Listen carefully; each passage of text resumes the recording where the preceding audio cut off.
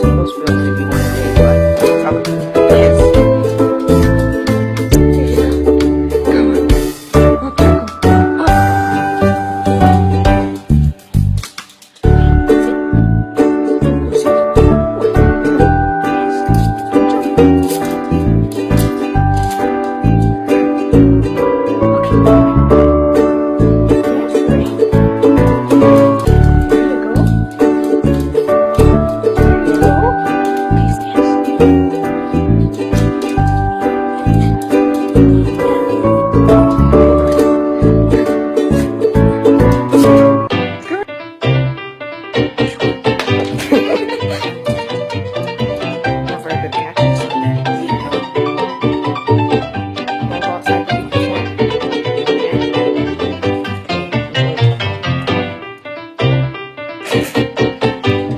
First time I thought I was filming.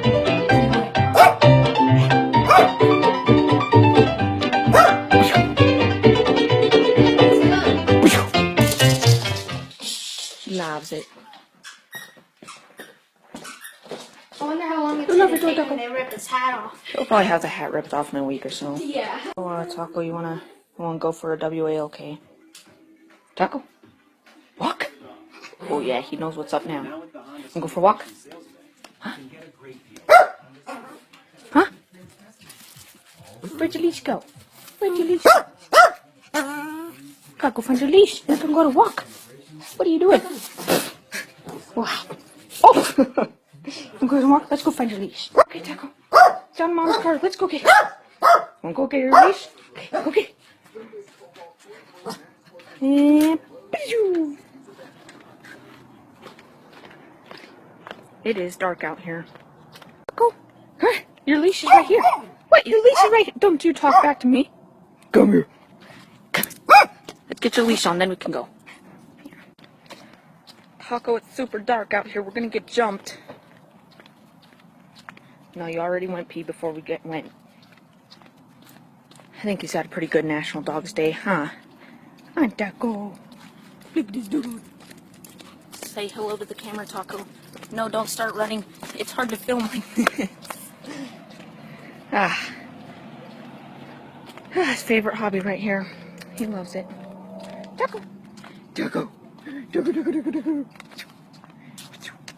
Taco. Okay, Taco, let's go. He's like so happy he's walking so fast.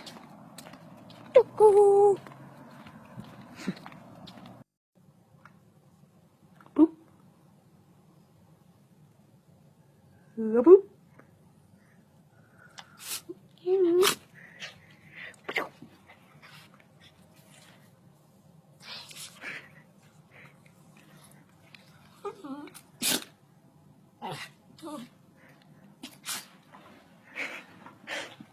Ow.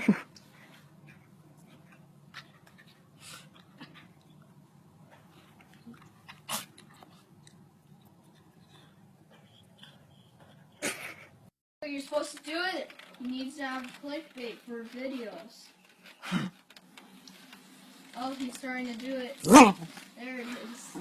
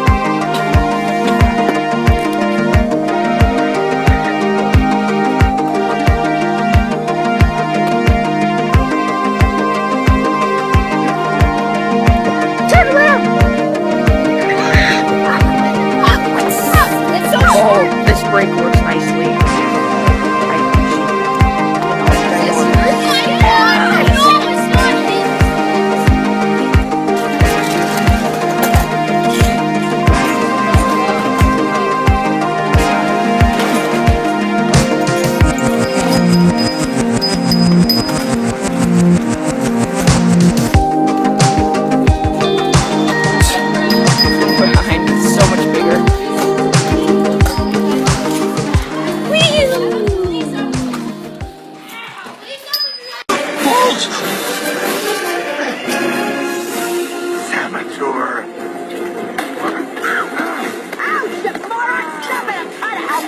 Help it? Yeah, right. Don't worry, Paul. I'll stop her. We used to have a projector a long time ago, like 6 years ago or something like that. And we used to watch it all the time downstairs and everything, and it looked like one of the original Xboxes. It was like green and black and stuff, but it was a pretty horrible one. And when it finally died, we just like threw it in the snowdrift out back. And we finally got another one. This one was a lot cheaper, I believe, too. But it gets a lot bigger and it's a lot more high quality. And it has like a remote, and you can hook up like HDMI cords and play off of like DVD players or computers or phones or hard drives or anything. Okay, so now for my show review of The Tick. So here we go. The Tick is an Amazon Prime member exclusive show that is brand new. If you don't know what The Tick is, it is a spoof comic book series created by Ben Edlund in 1986. It has had many comic books published under New England Comics, an animated TV show series in 1994 to 1997, a live-action TV show series in 2001 to 2002, a video game in 1994 that was not well received, which is like bad ratings and stuff, and now another live-action show. The first live-action TV show stars Patrick Warburton playing the Tick, who is the actor who has a super deep, manly, heroic voice that does voices for tons of characters. And Peter, hopefully I pronounced this guy's last name. He was born in Liverpool, England, I believe, but he has a very complicated last name. And Peter Serafinowicz has a deep manly voice too, but nothing like Patrick's, which is fine for me because his does get kind of annoying after a while. Now, at first from the ads, I was not going to watch the show, and I thought it looked stupid and weird, which it was weird. But once I fully took in that it was a spoof show making fun of superhero cliches, I actually ended up liking it.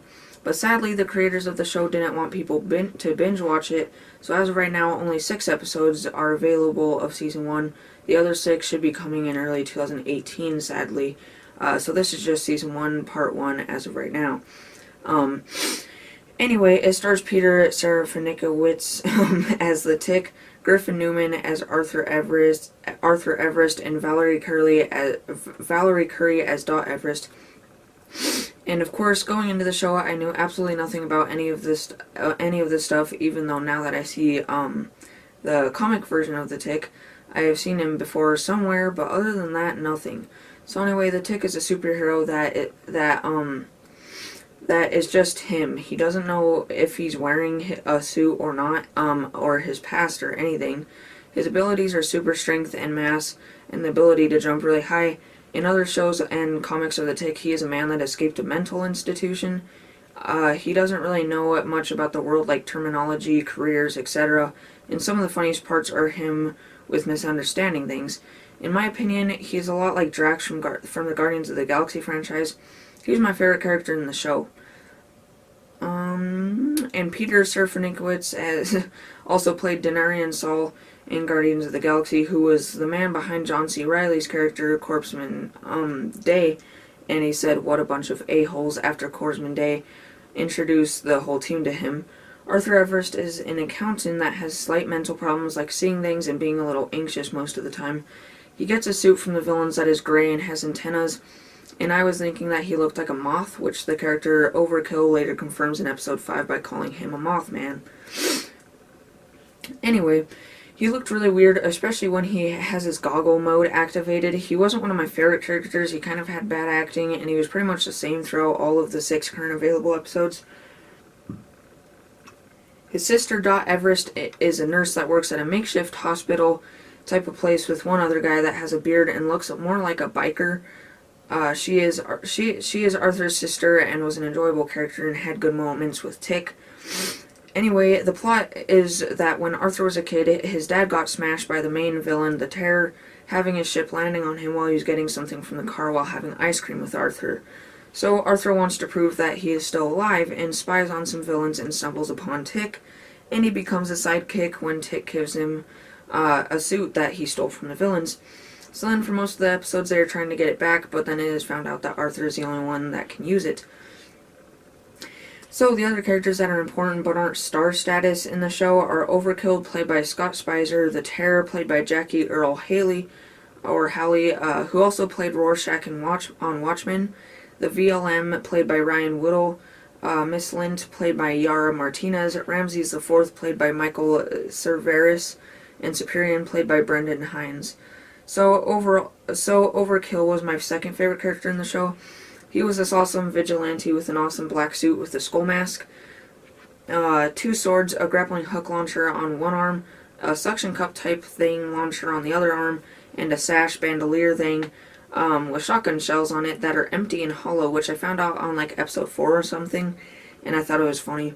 But I was wondering why he would have those if he doesn't, because I was wondering why he would have those if he didn't even use guns, only swords. Anyway, his eyes had shiny blue gear-looking irises, which is never explained, and he looks awesome even with his mask off. He's my second favorite character, not only from his looks, but since he is a vigilante, he's pretty much the main villain for the first few episodes. But then on episode 5, he agrees to help and work with Tick and Arthur. The Terror has a cool costume and cool henchmen and a really creepy face, and while he is menacing and funny at times, I wasn't a huge fan of him as a character. The VLM stands for Very Large Man, and he is basically just a huge man that doesn't talk and is confused, walking around the city naked, and it does blur out the naked parts, of course, when it shows him on the news and everything. So Superior goes and communicates with him, but that's the last we see of him. I don't know if he left the city or what, but I guess we'll just have to wait to find that out. Miss Lint is the Terror's second in command and is a pretty huge character and is always arguing with Ramses IV, but eventually kills him in a quick scene on the last episode. So luckily at least one villain dies with all of the villains in the show. She can use lightning, has a glass left eye, and a lightning-shaped scar across it. I liked her as a character. Ramses IV is a bald man that is obsessed with ancient Egypt, and him and all of his henchmen have an Egyptian marking tattoo under their left eye. His lair is all ancient Egypt themed, and he even has a mini fridge that is disguised as a coffin that looked like King Tut's, or King Tutankhamun. He was okay as a character, but not one of my favorites. And Superior is a superhero that is always just dealing with his own thing, while Tick does his own thing. And he can fly, has heat ray vision, super strength, etc. He's practically like Superman. I liked his costume and thought he was an okay character. So my pros to Season 1, Part 1, are Tick and Overkill mainly, but also the costuming, the good humor, and good action. And I also like the little intro and the theme song. I also like the moving antenna on Tick's head.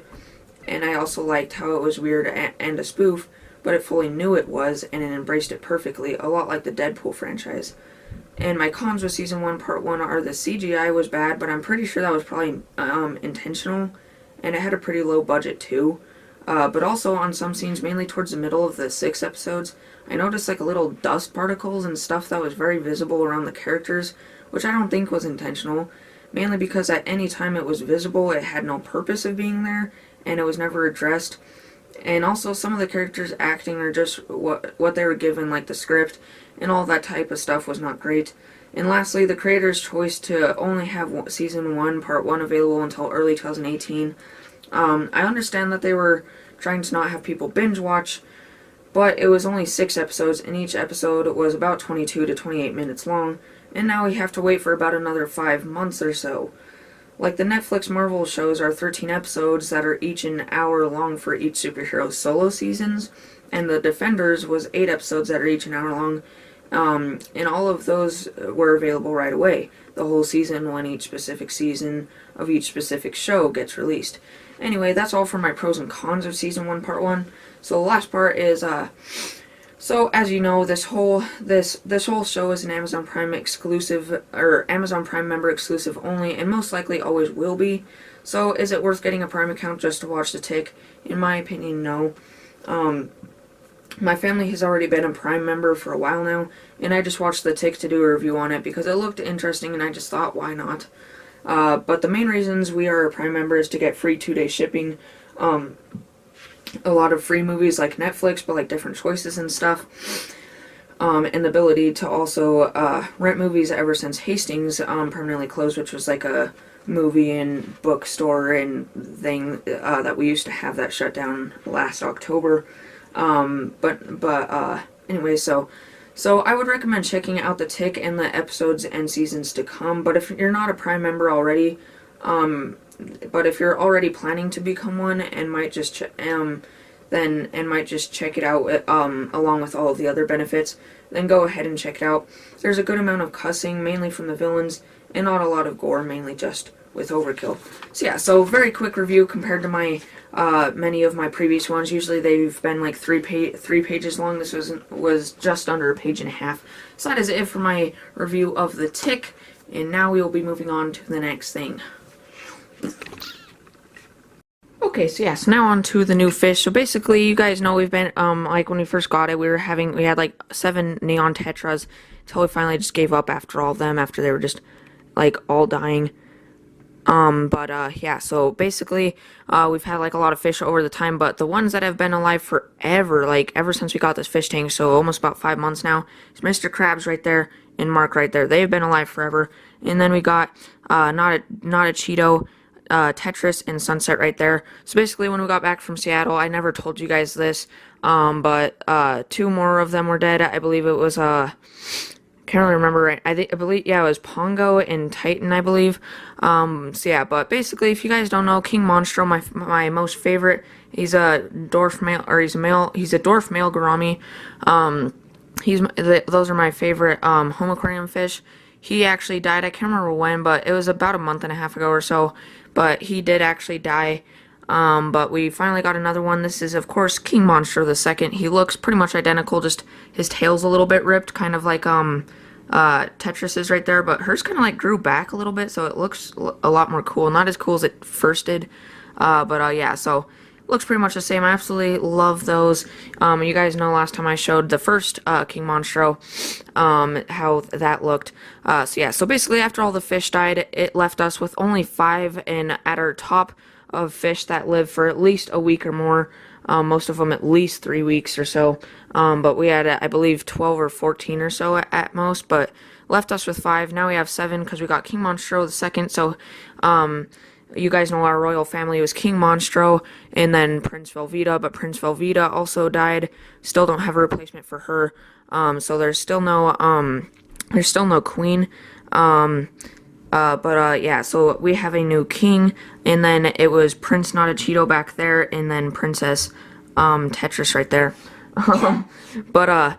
Yeah, so basically, we had little cute Not a Cheeto right there running the tank for a while until we got him. But now we got this new fish, which is actually another gourami right there. It is called, I believe, a powder blue gourami back there. You can barely see the blue on him on camera, but you can see he has some like red outlining on some of his fins. But I named him Perennial since he's also a male, since like they only sell male gouramis. He is just the secondary king, I pretty much say, so that's, again, why there's no queens. Yeah. He can be the queen. Yeah. He can be whatever gender he wants. But you can see, I didn't realize how big he was, but you can see King Monstro, and that's about as big as King Monstro the first, but this is King Monstro the second. But I thought he was big, but look at him compared to Perennial back there. So yeah, so his name is Perennial. Basically, if you don't know what Perennial is, it's a plant that kind of looks like that. That's usually about the same blue as him. And you can just see him right there. He's usually pretty active. As you saw a little bit ago, he was just hiding back there. And he hides back there quite a bit. As you guys know, King Monstro's temple is right there. Yeah, you can see he hides back there all the time. I think it's because it's right in between the 2 plants. And you can see the rocks dip down a little bit back there. He hides back there all the time, but it makes sense for his name to be Perennial since he really stays around the plants and he's always like swimming around in that plant. You can see like in the dark he looks really, really cool next to that blue plant. But yeah, so that's our new fish. We just got him, I believe, 3 days ago for me. Anyway, for you guys, it's about a week and a half ago. Yeah, so that's our update tank. We now have 7 fish. I think that's all because we might have had overcrowding when we had like 12 or 14 or whatever it is.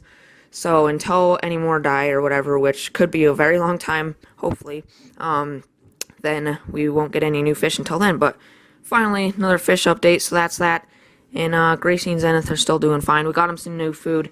we didn't want to spend like $10 because their food's $10. I thought it was a lot cheaper, but so instead just crickets or mealworms. We got this thing which says for bearded dragons, but it works fine for them. It's basically grasshoppers, mealworms, and crickets.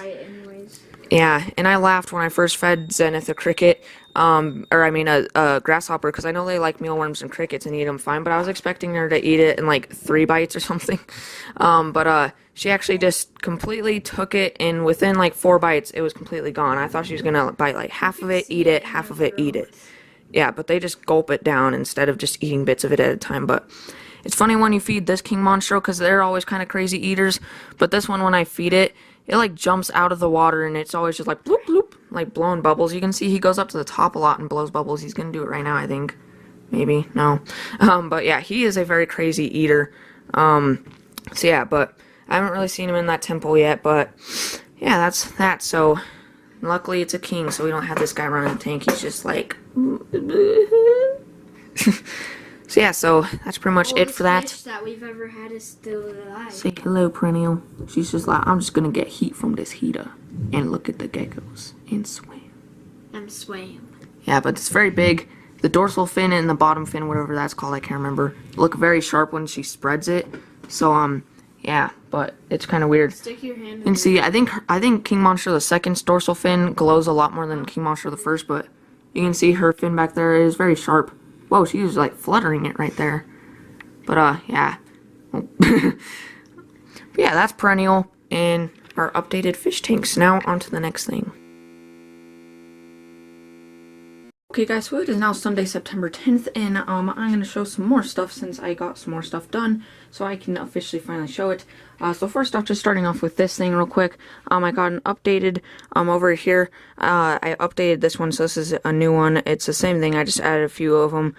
So basically at the Ferrari Maserati of Seattle, if you guys remember, I saw, one of those, which is called the, Alfa Romeo Vulcano or something like that, and there's this black one that I see a lot of times going to school now, so that's kind of cool that, there's one in Great Falls, and I ride past him on my bike quite a bit, this year. And then I also finally saw another Slingshot. You guys know I saw one quite a while ago, which is right there. I saw it at a car show, and it was red, but this one was on 10th, and it was black, and it had a big old spoiler, so that was pretty darn cool, especially to finally see one of those again. And then last but not least, my first favorite Subaru WRX I've seen in real life is that one, the 2017 WRX STI with wing. But this one is a 2002 Subaru WRX STI with wing. Yeah, it's of course got the carbon fiber hood, because if you get an early 2000s WRX, you gotta have the carbon fiber hood, and add like a roll cage, if you can kind of see that, with like special racing seatbelts, and that's the back, and then the front, and you can just see that. So that was right outside after I got a haircut, so I took some pictures of that. So that's all for that. Update real quick.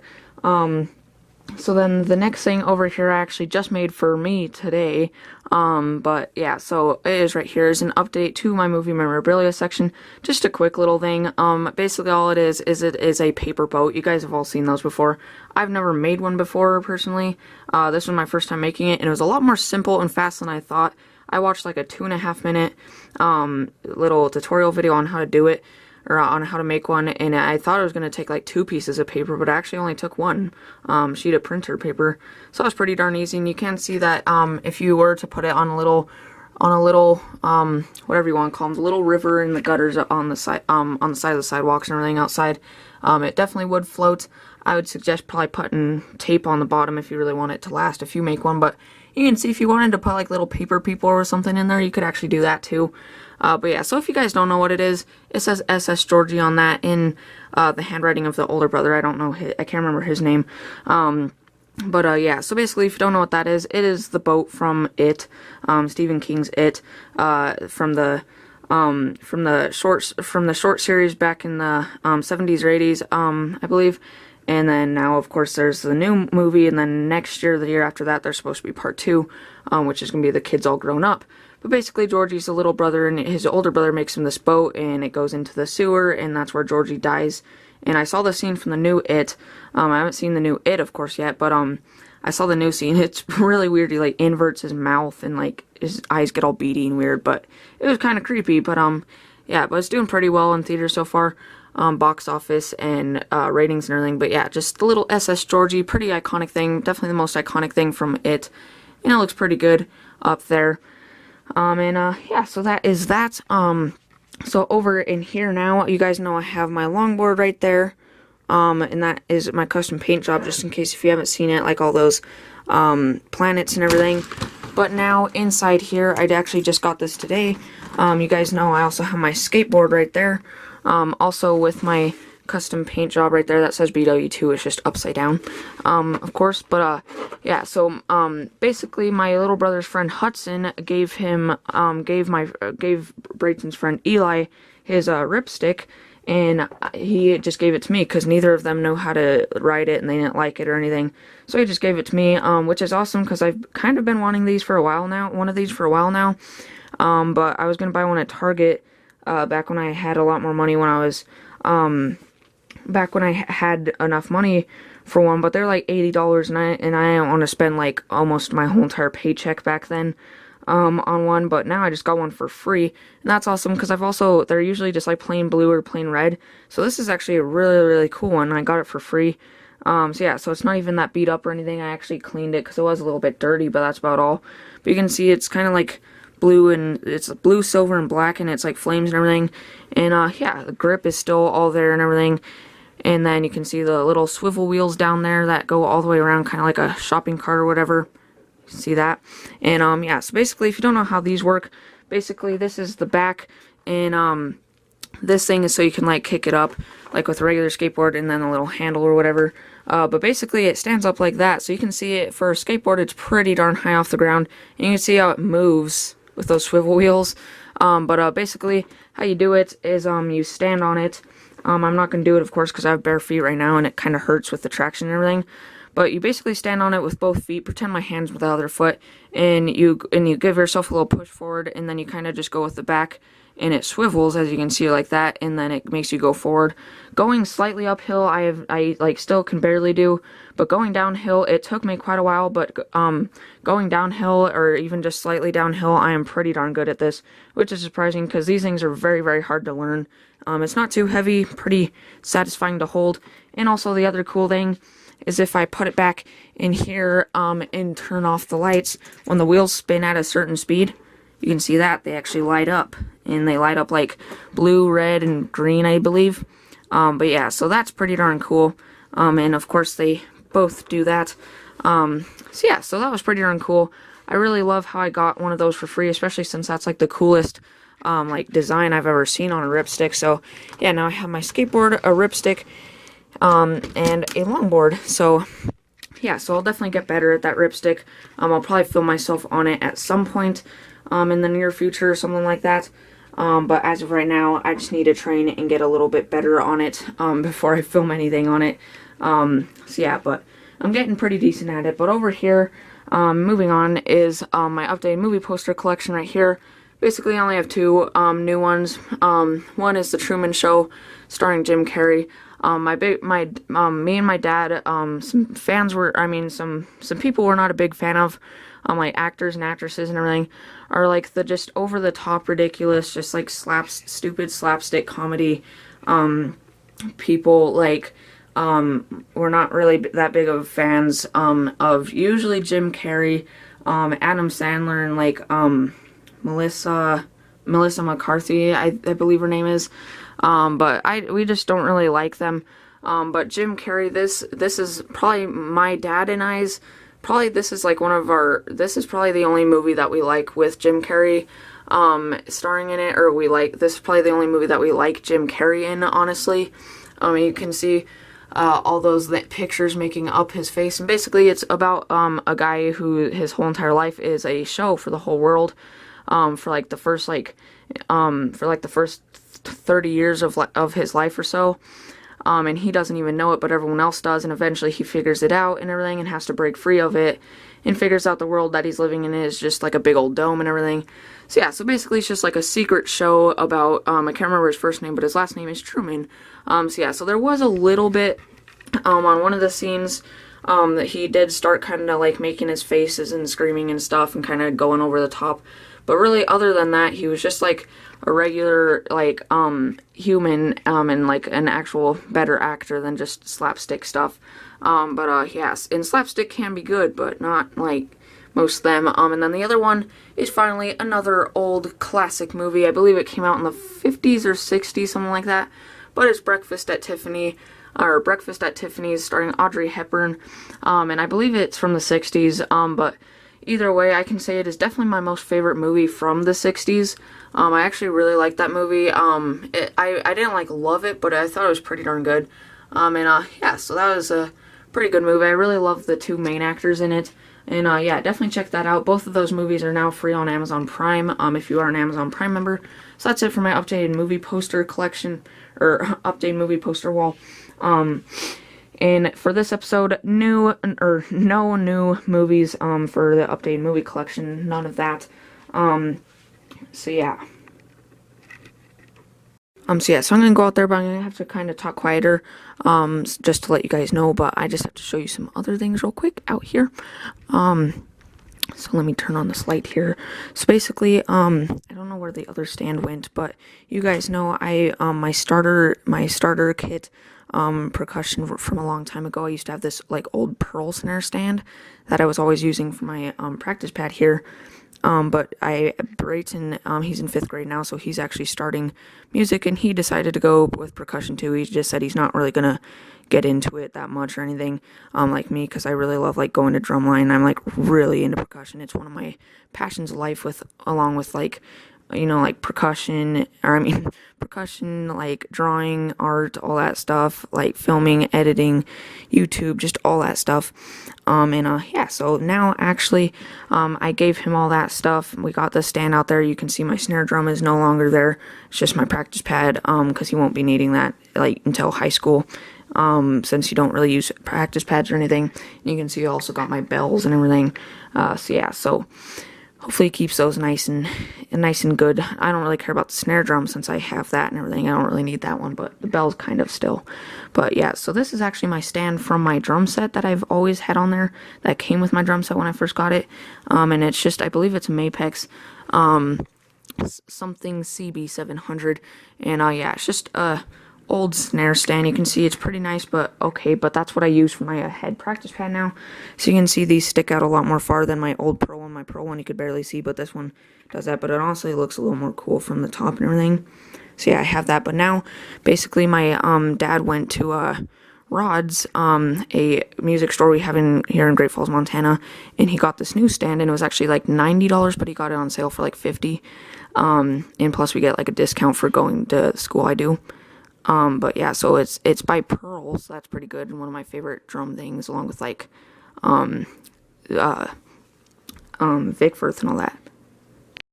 But yeah, I had to use that stand for that because that one got tall enough for my, like, where I'm at with it and everything, for my actual height it's supposed to be at, but this one did not. It's mainly for drum set. It doesn't get that tall. It gets up to like there, so then that snare drum would be like right there, but it's still not near tall enough. But you can see the legs are very cool shaped, all like that and everything, and you can see how shiny it is, and you can see the Pearl logo right there. And yeah, I really love this little adjuster thing to make it like it go at an angle like it is.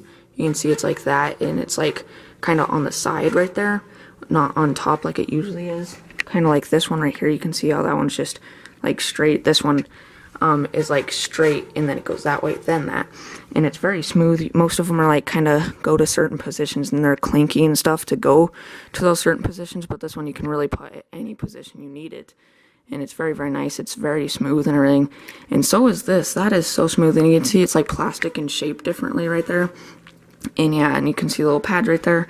And overall, I just really love that stand. But overall, my drum set is still in the same setup it has always been. I believe my snare drum's just a little bit raised, but that's a little better. But it's still a little bit leaned. Not as much as it used to be, but yeah, so you can see that, and I just got that all set up, so I just figured I would show that real quick.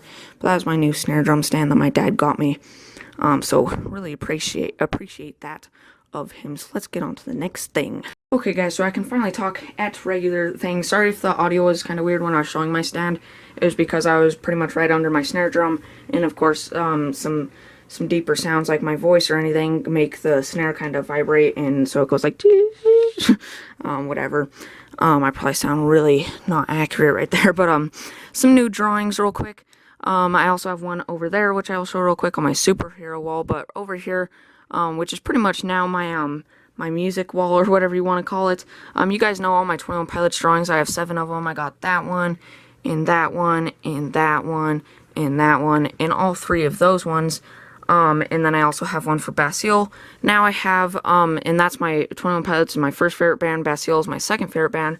But now I have one for my 3rd, 4th, and 5th favorite bands, if you want to call them that, because Melanie Martinez and Eminem are actually just single artists, not full bands, unlike Portugal the Man, Bastille, and 21 Pilots. But basically, Melanie Martinez, I first heard one of her songs on my favorite movie as of for a while now. You guys know Nerve. Her song Soap was on that song, or on that movie. Yeah, and ever since then, I made a playlist for her, like 21 Pilots, Bastille, Eminem, and Portugal the Man now. I have playlists for all them now, and then my liked videos playlist for all my other music. But yeah, I just have a lot of, or I believe like 13, maybe even more than that, songs on my playlist for Melanie Martinez now. You can see I did her little logo thing for her name, and I just did it, instead of black and white, I did it like white and the heart's black, and then pink and blue. You can see her name right there, and then right there, and then I have all these things kind of making up her songs, some of her songs, but basically that's kind of her signature look, kind of like the bluish, pinkish, grayish hair on that side, and then the black hair right there, and then her big old bow. But basically you can see all those lines on her face, are actual like surgical lines, which kind of represent the song, Miss Potato Head. That little teardrop, kind of represents Crybaby. The teddy bear right there represents Teddy Bear. The pacifier right there represents Pacify Her. And then that mannequin head doesn't represent anything. I just drew that to like kind of hold the Mad Hat right there, which represents her song Mad Hatter. And then that party hat right there represents Pity Party. And then the cookies and milk right there represent her song Cookies and Milk. So that's not all of her songs. Those are just some of them that I decided to draw, I guess. And everything on here except for the logos and everything, I didn't even look on Google Images. I did look at that just to see how the color kind of was for that side of her hair. But other than that, I drew it completely by myself, not looking at any pictures or anything. So I'm pretty proud of myself for that. So then, yeah, over here we have Eminem. You guys all probably know him. He's like one of the biggest rappers ever. But basically, I just drew his logo right there with the I, combining to make the M and the N right there. Thought that was pretty cool. And then I put one of my favorite quote by him. Not my favorite quote, because my favorite quote by 21 Pilots and my favorite quote of all time is "Sometimes stay alive, you gotta kill your mind," as you guys probably know. But my favorite quote by Eminem, and probably my second favorite quote of all time, is "Great minds think alone." And you can see I put great right there, minds, and then think alone, kind of in a cool little formation. And then I put his little Slim Shady nickname logo right there, Slim and Shady. And then in the background, it actually says Detroit with that line, that's not all of Detroit, of course. But that's just like the main area with like the 5 towers and everything. But that is the Detroit, part of the Detroit skyline in the background, because that's like Eminem's hometown and everything. And then I just put 2 little bullet holes and everything. So yeah, so that's that. And then this one I actually just finished today for me. You can see 9/8/17 to 9/10/17. I drew those both on 9/6/17 right there. But basically, this is for Portugal the Man. I believe he's a somewhat fairly new band, but one of his songs blew up on the radio recently, and about like 2 or 3 weeks ago, I was just like, man, that song's pretty good. So I searched it up and everything and got on my playlist. And yeah, now he has his own playlist as well as these other 4 bands. Yeah, so now I have like 14 songs or something like that. So yeah, so really just love all these bands. But for this one, that's his main logo right there, Portugal the Man, and all those different kind of blue shades. And then the 2 T's are just white, and then that's supposed to be a little like eye with eyelashes right there. And then I just put those 2 little fancy things. And then right there, that's kind of just a little thing, just a heart, like a human heart, of course. And then I just put a whole bunch of different crazy, like, just crazy colorful designs to kind of to make it psychedelic looking and everything, and you can see that's really just neon, and I really love how that turned out. That looks really, really cool. So yeah, so that one, so those are my 3 new drawings over here. So now I have 7 drawings for my first favorite band, 21 Pilots, 1 for my second favorite band, Bastille, 1 for my third favorite band, Melanie Martinez, 1 for my fourth favorite band, Eminem, and 1 for my fifth favorite band, Portugal the Man. Busting some sick rams over here.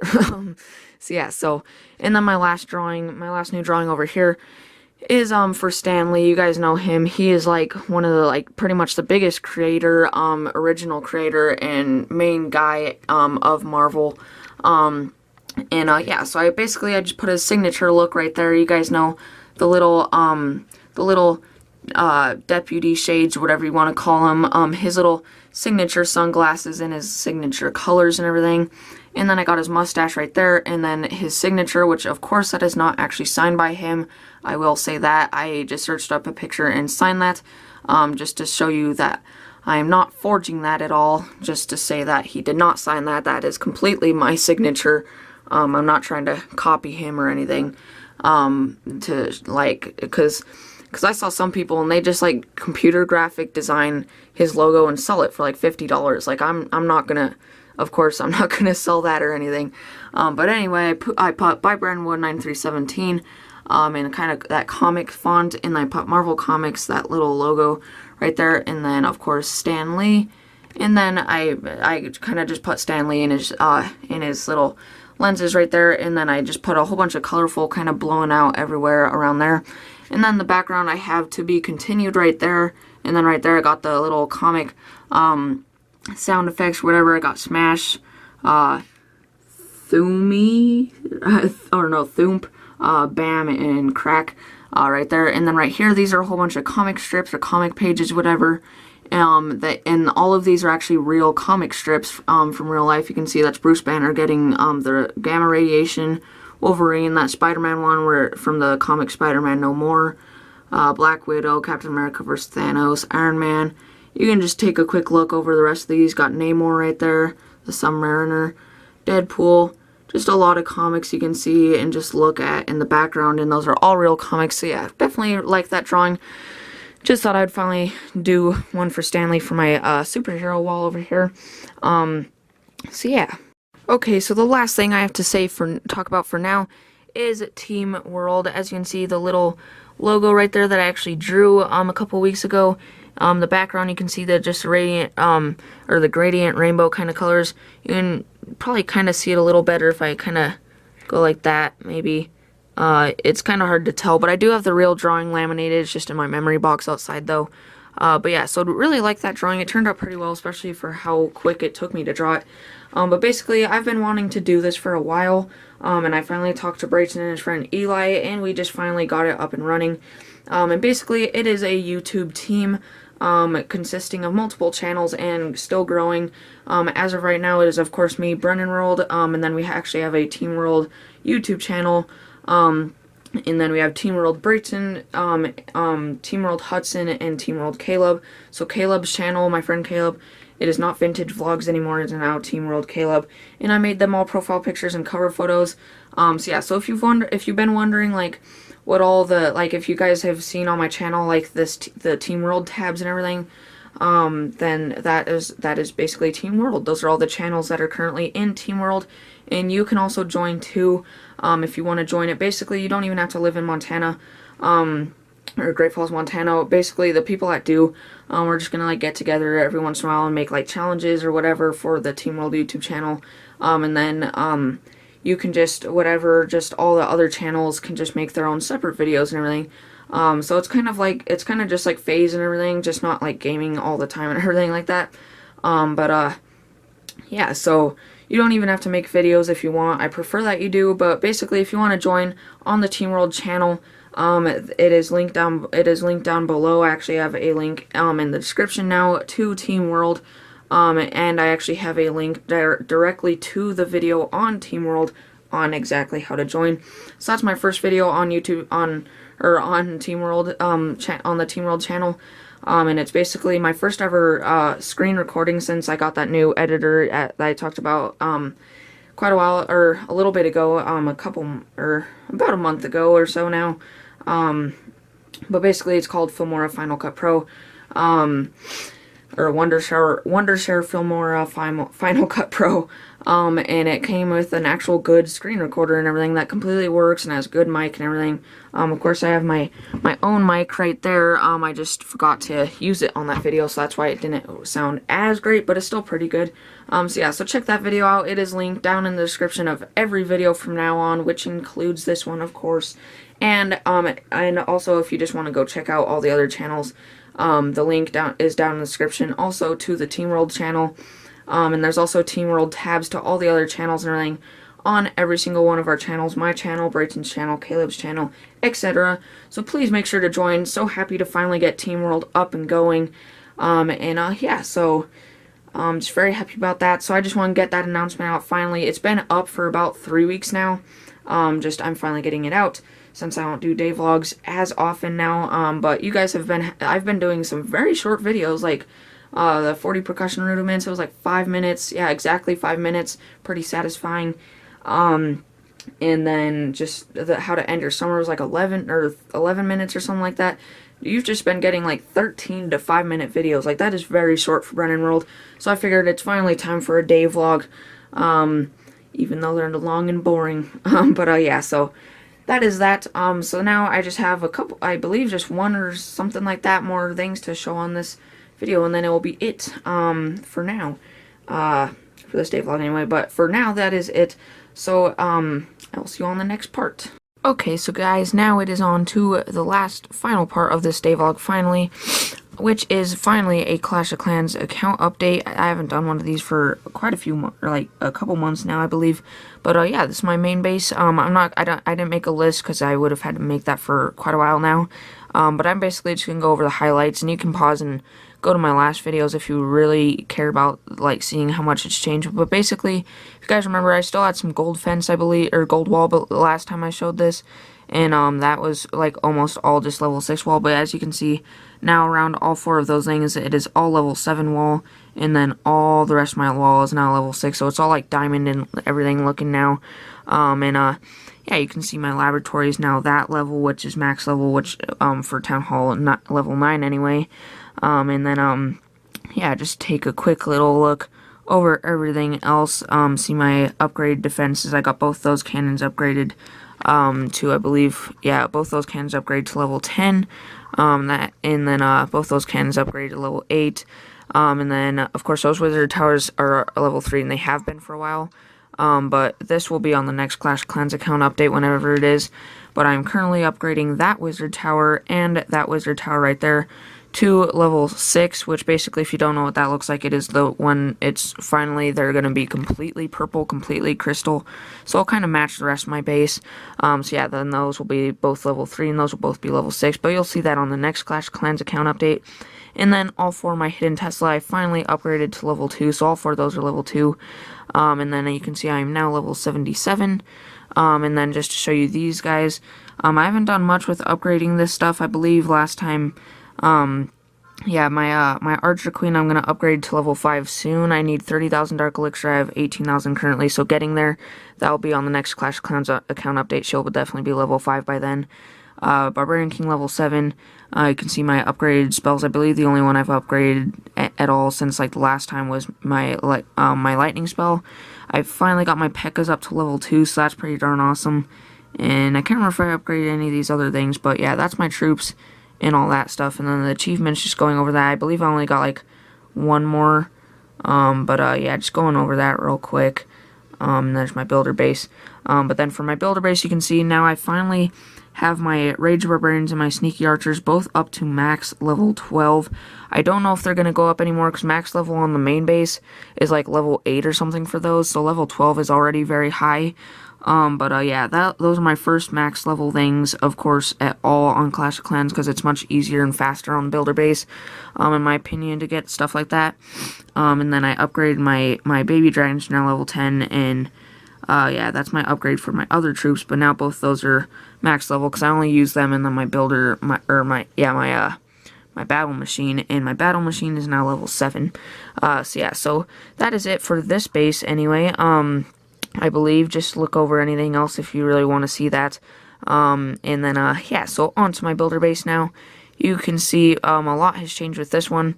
My elixir storage is full. But yeah, you can see a lot has changed with this one.